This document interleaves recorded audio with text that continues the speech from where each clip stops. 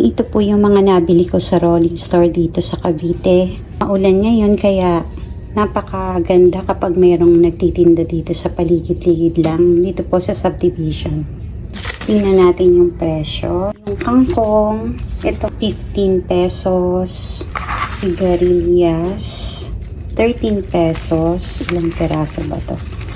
1, 2, 3, 4, 5, 6, 7, 7. Pero kinikilo po yan ha. Sili, 7 pesos. 7 pesos. Bali magkano isang peraso nito? Mahigit 2 pesos ang isa. Yung presyo po natin depende sa lugar at yung presyo kung saan binagsak ang gulay. Bok choy. Sariwa yung bok choy, kaya bumili ako.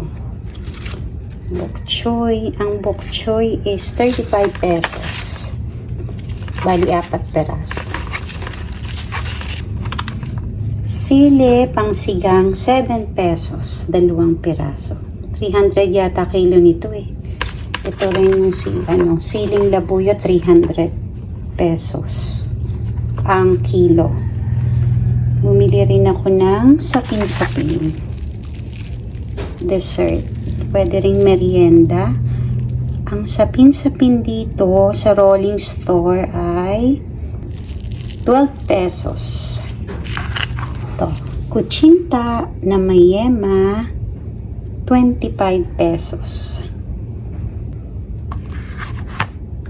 Lahat ang nabili ko ay halagang 101 pesos. Mamaya ko nang iisipin kung anong gagawin ko dito. Ito pala mag-aano ko, sinigang. Walang gabi kaya ito lang. Ito naman yung lalagay ko sa ginatang sinantulan na may konting pork. Bok choy, pwede siyang stir fry sa olive oil and garlic. Toasted garlic. Yan. Pang sinigang, sili. Kung sinong may gusto dito sa amin ng kakanin. Ito. Sa kanila. Thank you for watching. Morning, ito po yung mga nabili ko sa rolling store dito sa Cavite. Maulan ngayon kaya napakaganda kapag mayroong nagtitinda dito sa paligid-ligid lang. Dito po sa subdivision. Tingnan natin yung presyo. Yung kangkong, ito 15 pesos. Sigarilyas, 13 pesos. Ilang peraso ba to? 1, 2, 3, 4, 5, 6, 7, 7. Pero kinikilo po yan ha. Sili,